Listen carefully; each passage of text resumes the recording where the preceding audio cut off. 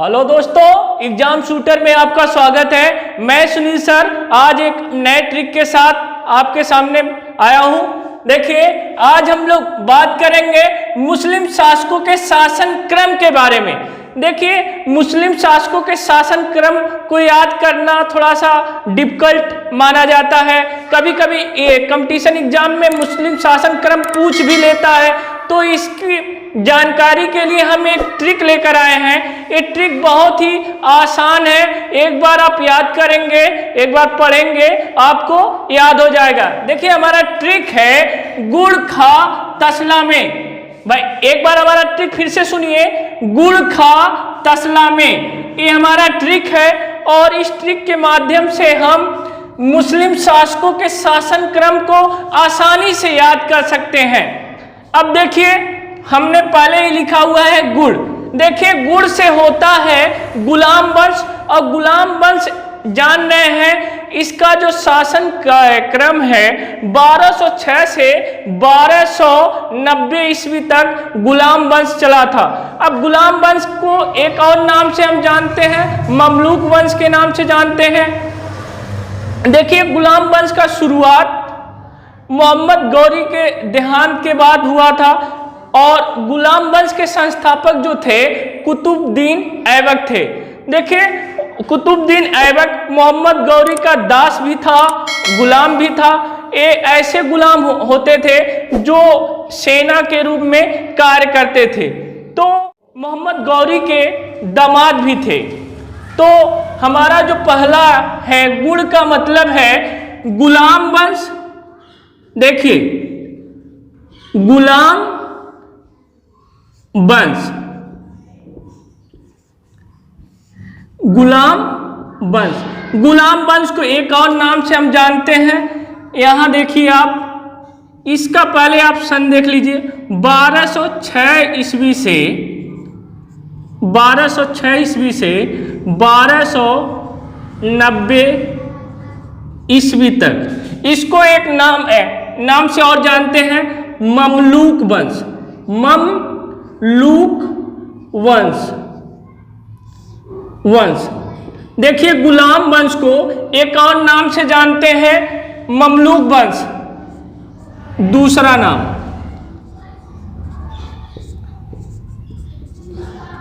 अब देखिए, गुलाम वंश के जो संस्थापक थे कुतुबुद्दीन ऐबक।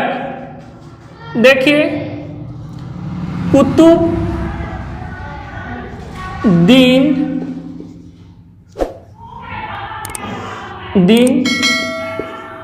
ऐबक। देखिए, आप जानते हैं कि गुलाम वंश के जो संस्थापक थे कुतुबुद्दीन ऐबक थे। कुतुबुद्दीन ऐबक ने कुतुब मीनार का नींव डाला था, निर्माण के लिए नींव डाला था। तो आप एक क्वेश्चन ये भी पूछता है कि कुतुब मीनार का निर्माण किसने कराया था, तो कुतुबुद्दीन ऐबक का नाम आता है। कुतुबुद्दीन ऐबक को एक और नाम दिया जाता है, कुतुबुद्दीन ऐबक को लाख बख्श के नाम से जाना जाता है। तो एक देखिए, और यहां लिख सकते हैं लाख बख्श। कंपटीशन एग्जाम में पूछता है कि लाख बख्श किसे कहा जाता है, तो ये हो गया कुतुबुद्दीन ऐबक के बारे में। ठीक है, अब हम चलते हैं, खा से हो जाएगा खिलजी वंश।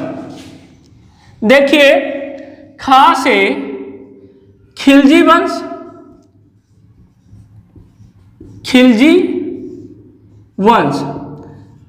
देखिए, खिलजी वंश का जो शासन क्रम था 1290 ईस्वी से 1290 ईस्वी से 1320 ईस्वी तक।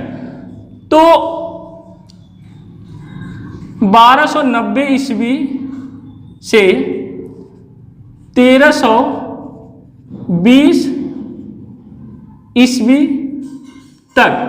अब देखिए, खिलजी वंश के जो संस्थापक थे जलालुद्दीन फिरोज खिलजी। देखिए, जलालुद्दीन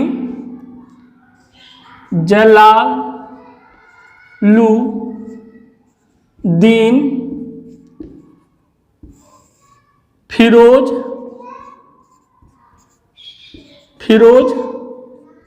खिलजी। देखिए, जलालुद्दीन फिरोज खिलजी ने खिलजी वंश का संस्थापना किया था और 1295 ईस्वी में इसका भतीजा और इसका दामाद अलाउद्दीन खिलजी ने इसका हत्या कर दिया था और हत्या करके स्वयं राजगद्दी पे बैठ गया था। उसके बाद अलाउद्दीन खिलजी ने कई कार्य किए, उसने कई नए कार्य किए थे। तो खिलजी वंश के जो संस्थापक हैं जलालुद्दीन फिरोज खिलजी। अब देखिए, अगला जो है आपका तुगलक वंश। देखिए, बात करते हैं हम तुगलक वंश का। तुगलक वंश, देखिए, तुगलक वंश के जो संस्थापक थे गियासुद्दीन तुगलक। अब इनका जो शासन क्रम था 1320 ईस्वी से 1414 ईस्वी तक। तो 1320 ईस्वी से 1414 ईस्वी तक। देखिए, तुगलक वंश का जो शासन क्रम था 1320 ईस्वी से 1414 ईस्वी तक था। अब तुगलक वंश में कई शासक हुए। सबसे बड़ी बात है गियासुद्दीन तुगलक। जो गियासुद्दीन तुगलक वंश के संस्थापक थे,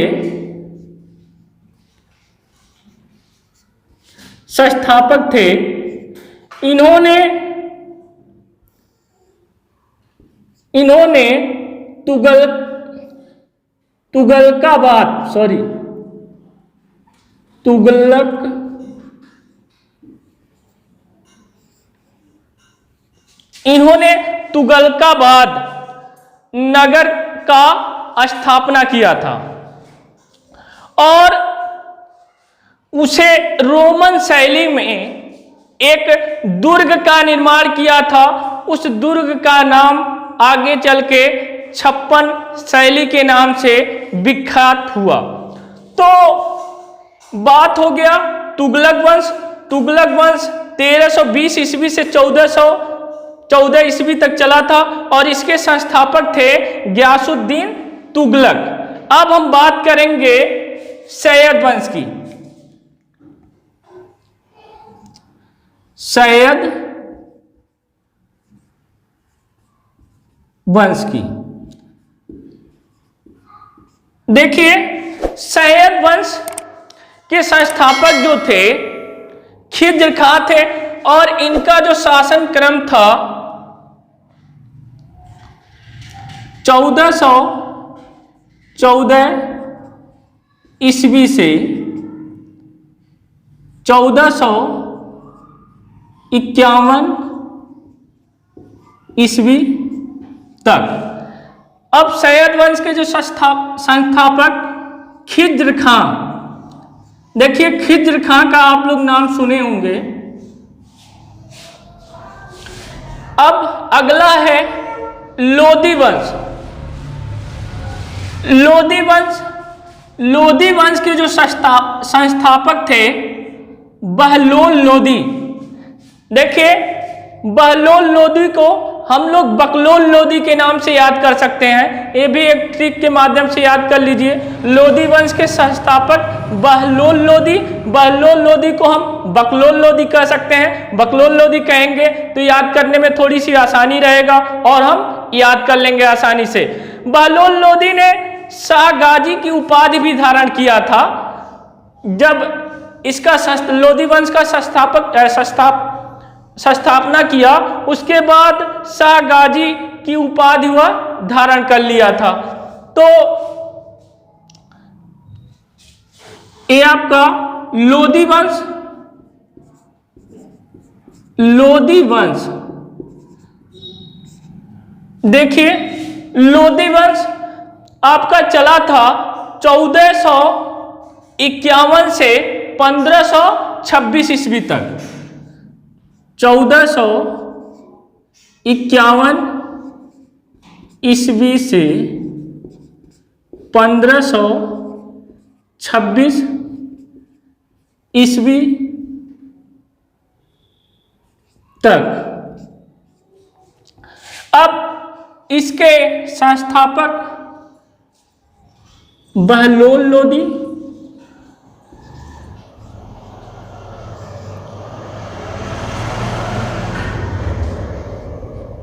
बहलोल लोदी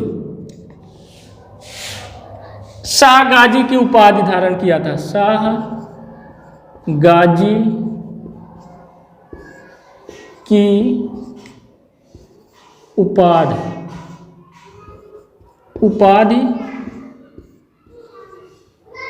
धारण किया। अब देखिए में से हो जाएगा आपका मुगल वंश। मुगल वंश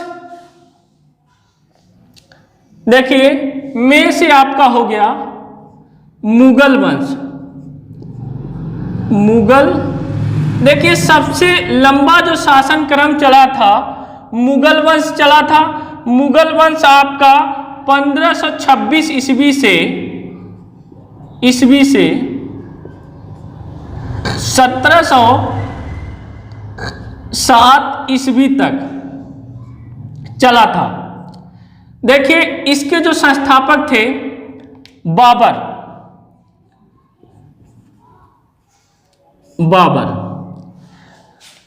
देखिए मुगल वंश का जो शासन क्रम चला था 1526 ईस्वी से 1707 ईस्वी तक चला था और इसके जो संस्थापक थे बाबर थे। बाबर देखिए 1526 में पानीपत के प्रथम युद्ध में इब्राहिम लोदी को हराया था और हरा के तुर्क से भारत आया था। और देखिए उस युद्ध में तुगलमा युद्ध नीति का प्रयोग किया था और इस युद्ध में उसके दो निशानेबाज थे, उस्ताद और अली, और इन्होंने इस युद्ध में तोप का प्रयोग किया था। तो ये आपका बाबर मुगल वंश के संस्थापक बाबर हो गए। बाबर का एक हम अगले ट्रिक में बताएंगे, पानी, खाना, जगह, पानीपत का प्रथम युद्ध, खानवा का युद्ध, चंदेरी का युद्ध और घाघरा का युद्ध। इसके बारे में हम अपने अगले वीडियो में डिस्कस करेंगे। Thank you.